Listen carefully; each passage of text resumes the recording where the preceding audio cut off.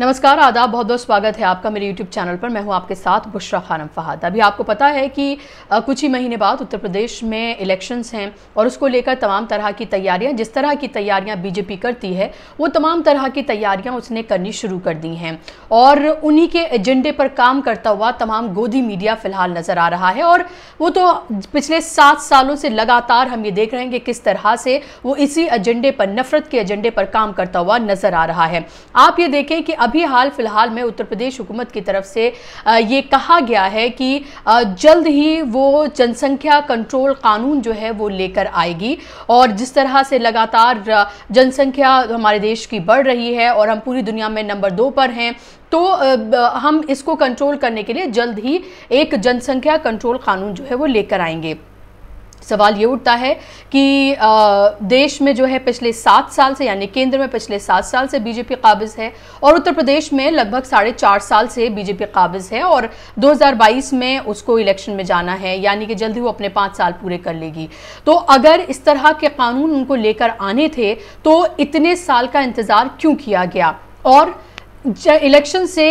Just पहले, election से चंद महीने पहले ही इस तरह के कानून लाने का ऐलान आखिर क्यों किया गया है? इसकी मंशा को लेकर बहुत सारे सवाल उठाए जा रहे हैं। लेकिन सरकार की मंशा पर हम सवाल उठाएं, उसको लेकर बात करें, इससे पहले मैं आपको ये दिखाना चाहती हूं कि गोदी मीडिया जो है, जो नफरत का अड्डा बन चुका है, जिसमें बैठे पत्रकार जो हैं वो गिद्ध बन चुके हैं, जो सिर्फ एक समाज को लेकर, एक मजहब को लेकर दिन रात सिर्फ नफरत परोसते हैं और उस नफरत परोसने के बदले में उनका घर चलता है, उनको गाड़ियां, घर, नौकरी, पैसा, ये सब मिलता है। मदारी हैं 2, वो इनके आगे वो इन डमरू जो है वो घुमाते हैं और ये सारे बंदर जो हैं वो नाचने लगते हैं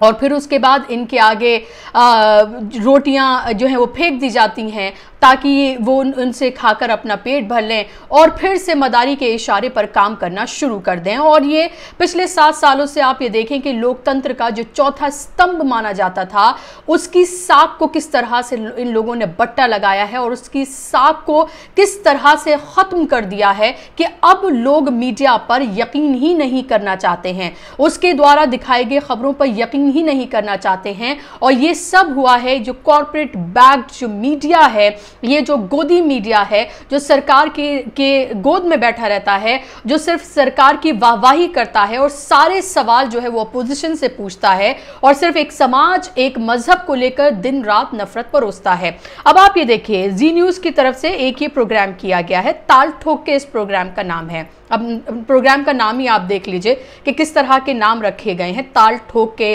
दंगल और हुंकार, और इस तरह के नाम जो है वो न्यूज़ प्रोग्राम्स के रखे जाते हैं।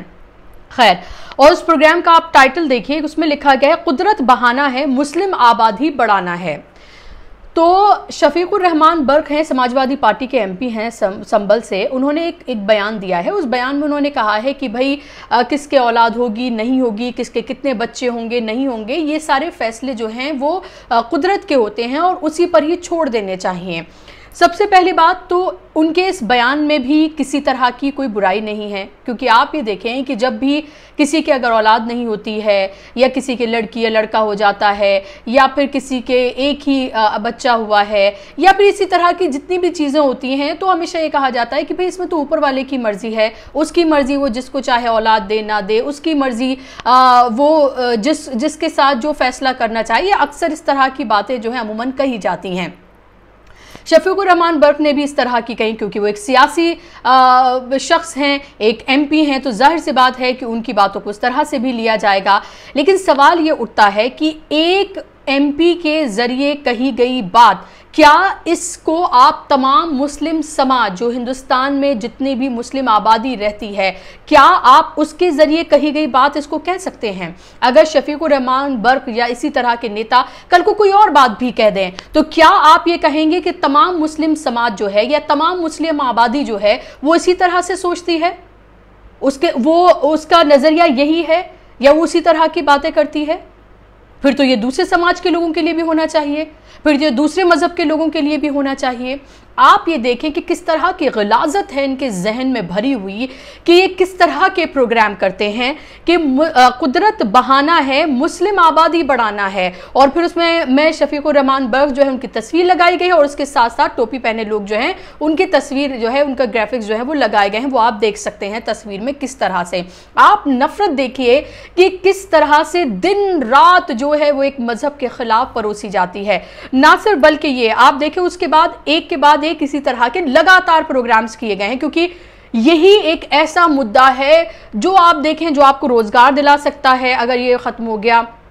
जो आपके कारोबार बहाल कर सकता है, जो कोरोना से जो स्थिति बनी हुई है वो कंट्रोल हो जाएगी, पेट्रोल डीजल के दाम जो है वो कंट्रोल हो जाएंगे और तमाम आपकी जो समस्याएं हैं आपके जीवन में वो खत्म हो जाएंगी। और इसका बीड़ा जो है वो जी न्यूज ने उठाया है और इसीलिए वो शफीकुर रहमान बर्क के एक बयान पर लगातार प्रोग्राम कर रहा है, 6-6, 8-8 गेस्ट को बिठाकर। अगला प्रोग्राम उसने फिर से किया इसी उस पर, हम दो हमारे दो पर मजहबी रुकावट। फिर से उन्होंने शफीकुर रहमान बर्क का जो है वो पिक्चर उसमें लगाई है और वही टोपी वाले लोगों की उन्होंने उसने पिक्चर्स लगाई हैं। फिर तीसरा एक और प्रोग्राम किया है, निज़ाम कुदरत या हिंदुस्तान पर आफत। तो आप ये देखिए लगातार एक के बाद एक जो हैं वो इसी तरह के प्रोग्राम्स उसकी तरफ से किए जा रहे हैं। जनसंख्या को कंट्रोल करने के लिए सरकार एक कानून लेके आ रही है और अभी ये पता भी नहीं है कि वो कब लेकर आएगी, किस वक्त लेकर आएगी। खुद सरकार के जो मंत्री हैं उनकी तरफ से कहा गया है कि अभी हमने ये कोई टाइमलाइन नहीं तय की है कि हम कब लेकर आएंगे। लेकिन आप ये देखिए कि इन मीडिया चैनल्स को ऊपर से इनके पास ऑर्डर्स आ जाते हैं और फिर उसके बाद ये अपने एजेंडे पर दिन रात सुबह शाम लग जाते हैं कि इससे जरूरी और कोई बात ही नहीं है। आप मुझे बता दें कि अगर आप इन गोदी मीडिया चैनल्स को देखते हैं तो लास्ट टाइम आपने कौन सी ऐसी न्यूज या कौन सी ऐसी डिबेट इन चैनल्स पर देखी थी जो वाकई में आपके सरोकार से जुड़ी थी, जिसमें वाकई में सरकार से वो सवाल पूछे गए थे जो आपके हित से जुड़े हुए थे, जिसमें वाकई में सरकार को कटघरे में खड़ा किया गया था, जिसमें सरकार से वो सख्त सवाल पूछे गए थे जो वाकई में जो सरकार से पूछे जाने चाहिए, जो उसकी वैक्सीनेशन नीति को लेकर पूछे जाने चाहिए, कोरोना मैनेजमेंट को लेकर पूछे जाने चाहिए, नौकरियों के वादे को लेकर पूछे जाने चाहिए, पेट्रोल डीजल के बढ़ते दाम पर पूछे जाने चाहिए, महंगाई पर पूछे जाने चाहिए, सरकार की प्रायोरिटीज क्या हैं उसको लेकर पूछे जाने चाहिए। आप मुझे बता दीजिएगा कि लास्ट टाइम कौन सा ऐसा प्रोग्राम जो है वो इन गोदी मीडिया चैनल्स पर किया गया था, क्योंकि इनके लिए तो सिर्फ एक ही मुद्दा है, हिंदू मुसलमान। इसके अलावा इनके पास और कोई मुद्दा नहीं है और कोई इनके पास टॉपिक नहीं है। इससे पहले आप ये देखें कि दिन रात और अभी भी धर्मांतरण का सीक्रेट कोड ये प्रोग्राम जो है जी न्यूज की तरफ से किया गया है और ये तो सिर्फ मैं आपको एक एग्जांपल बता रही हूँ। दिन रात आप ये देखें कि धर्मांतरण को लेकर जो मौलाना जहांगीर और मौलाना गौतम को जिस तरह से गिरफ्तार किया गया है उत्तर प्रदेश ATS की तरफ से, उसके बाद आप ये देखें कि लगातार किस तरह से उसको लेकर नफरत जो है परोसी जा रही है। अभी सिर्फ गिरफ्तार किया गया है, अभी उनके ऊपर आरोप सिद्ध नहीं हुए हैं, अभी उनको कोई मुलजिम जो है वो करार नहीं दे दिया गया है। अभी कोर्ट में ये तमाम चीजें प्रूव होनी है कि इन बातों में क्या सच्चाई है, क्या हकीकत है, कितनी हकीकत है और किस तरह से एक के बाद एक जिस तरह से लोग सामने आ रहे हैं ये कहते हुए कि उन्होंने अपनी मर्जी से धर्म परिवर्तन किया है और उनमें से इंजीनियर्स हैं, डॉक्टर्स हैं, PhD स्कॉलर्स हैं, नौकरी पेशा लोग हैं जो लगातार